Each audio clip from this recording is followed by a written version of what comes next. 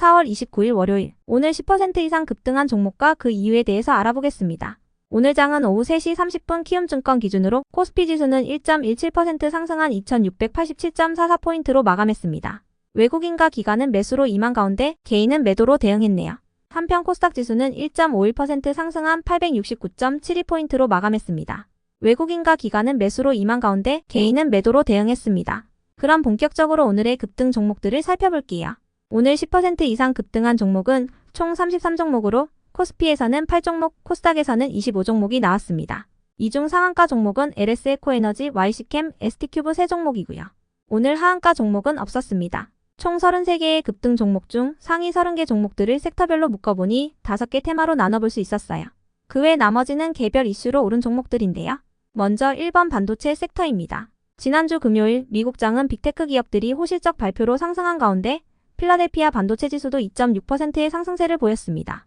시장에서는 마이크로소프트와 알파벳의 호실적 발표를 들으면서 AI 관련 칩 수요가 여전히 견조하다고 생각하는 모습이었는데요.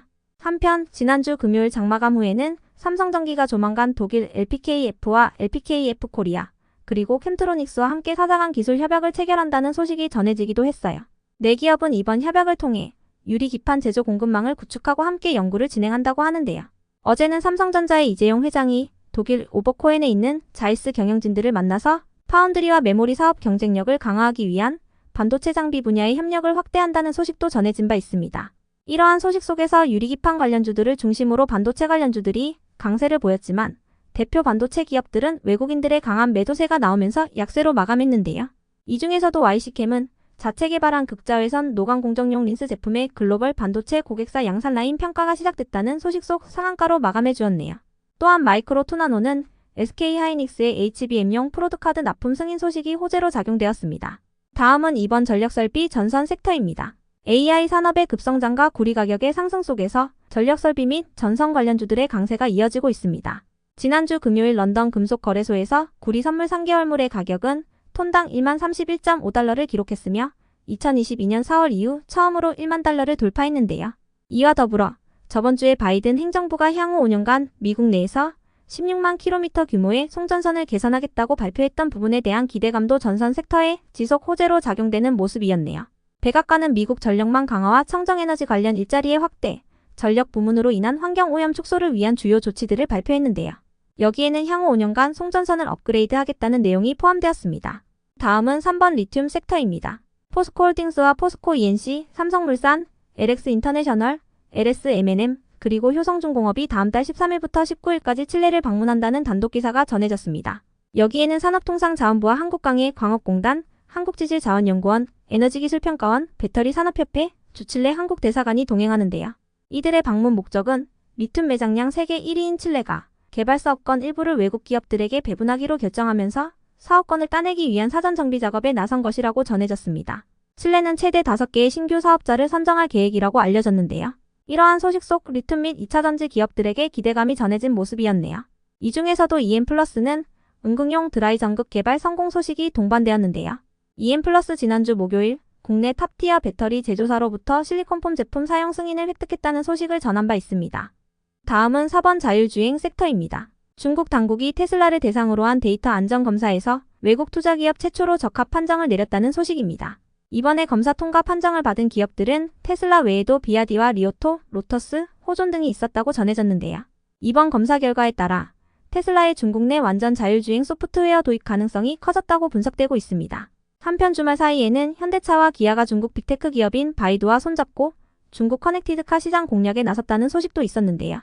현대차와 기아는 바이두와 함께 커넥티비티와 자율주행, 지능형 교통 시스템과 클라우드 컴퓨팅 등의 포괄적인 영역에서 새로운 비즈니스 생태계를 구성해갈 계획이라고 전해졌습니다.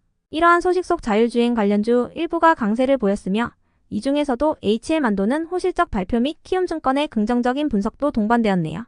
다음은 5번 중국 소비 섹터입니다. 일본에서는 4월 말부터 5월 초까지 최대 10일 동안 쉴 수 있는 골든 위크가 시작되었습니다. 중국도 5월 1일부터 5일까지 이어지는 노동절 연휴를 앞두고 있어 한국을 찾는 관광객들이 늘고 있다고 전해졌어요. 일본 여행객 중 20%는 올해 황금 연휴 때 방문할 나라로 한국을 꼽았으며 중국인들은 최근 한국 항공 운임이 하락세를 보이고 있어 한국 관광을 선호하고 있다고 하는데요. 이러한 소식에 화장품과 항공, 면세점 등의 중국 소비 관련주들이 강세를 보였으며 이 중에서도 커넥트웨이브는 공개 매수 후 잦은 상장 폐지를 추진한다는 소식이 동반되었습니다.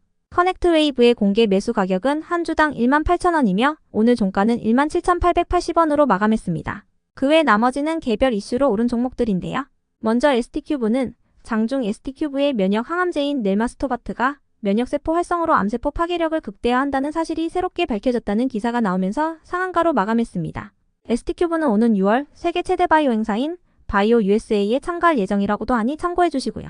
이어서 한싹은 1:1 무상증자로 인한 권리락 효과의 강세를 보였다고 알려졌습니다. 한싹은 지난주 금요일 장마감 후 무상증자 권리락 효과가 오늘 발생한다고 공시한 바 있습니다. 한편 큐리옥스 바이오 시스템즈는 다음 달 3일부터 7일까지 미국 시카고에서 열리는 미국 면역학회 등에서 신제품을 공개한다는 소식이 지속 호재로 작용된 모습이었네요. 이어서 하나솔루션은 DB금융투자에서 하나솔루션의 태양광 예상 실적치를 크게 낮췄는데도 불구하고 하나솔루션이 그마저도 하향했다고 분석하면서 목표 주가를 낮추었지만 장중 하나솔루션의 이구영 대표가 하나솔루션의 주식 1000주를 장내 매수했다고 밝히면서 강세를 보인 것이라 파악되네요. 다음으로 두산퓨얼셀과 효성첨단소재는 모두 수소차 관련주로 묶이는 종목인데요. 오늘 두산퓨얼셀이 중국 선양시와 수소연료전지 사업에 협력할 것으로 알려지며 강세를 보이면서 효성첨단소재도 같은 수소차 관련주로 함께 상승한 것이라 추정됩니다. 두산퓨얼셀과 선양시는 이번 협약을 통해 선양에서 수소연료전지 사업 기회를 발굴할 예정이며 향후 투자 규모와 용량 등을 구체화할 계획이라고 전해졌습니다. 이어서 대한유화를 비롯한 석유 관련주 일부가 상승했는데요. 오늘 석유 관련주들은 가자지구의 휴전론에 속에서 대부분 약세를 보였지만 하나증권에서 석유 화학 시황이 단기 저점 매수 타이밍일 수 있다고 분석하면서 대한유화가 관련주로 상승한 것이라 파악됩니다. 특히 SK이노베이션의 영업이익 상승 소식도 호재로 작용된 모습이었네요. 다음으로 엑스레이 장비 부품 기업인 디알텍은 보건복지부가 병의원 밖에서도 휴대용 엑스레이 촬영을 허용하는 개정안을 입법 예고했다는 소식 속 세계 최초로 엑스레이 디텍터를 개발한 이력이 부각되었고요. 이어서 모비데이즈는 저번 주 금요일 장마감 후 신한투자증권에서 최근 메타의 주가가 급락세를 보인 부분에 대해 메타는 유의미한 수익 창출까지는 시간이 더 소요될 전망이지만 이를 감안하더라도 이번 조정은 과도하다고 분석했다는 기사가 붙어주면서 광고 관련주로 상승한 것이라 추정됩니다. 참고로 모비데이즈를 비롯한 광고 관련주들은 런칭 당시 트위터의 대항마로 불리던 메타의 텍스트 기반 소셜미디어 스레드가 활성 사용자의 증가로 구 트위터인 X의 지위를 넘보고 있다는 소식이 전해지면서 최근 강세를 보인 바 있으니 참고해 주시고요. 다음으로 S바이오메딕스는 최근 파킨슨병 세포치료제 기술의 중국 특허 등록 소식에 급등세를 이어오던 종목인데요. 오늘은 중국에 이어 인도에서 특허 등록을 완료했다고 밝히면서 강세를 이어가는 모습이었습니다. 다만 S바이오메딕스는 계속된 급등에 따라 현재 투자 위험 종목으로 지정되어 있으니 유의해 주시고요. 한편 빛과전자의 오늘 급등 이유는 파악되지 않았습니다. 그럼 오늘의 거래량과 거래대금 상위 종목들을 시장별로 살펴보고 마칠게요.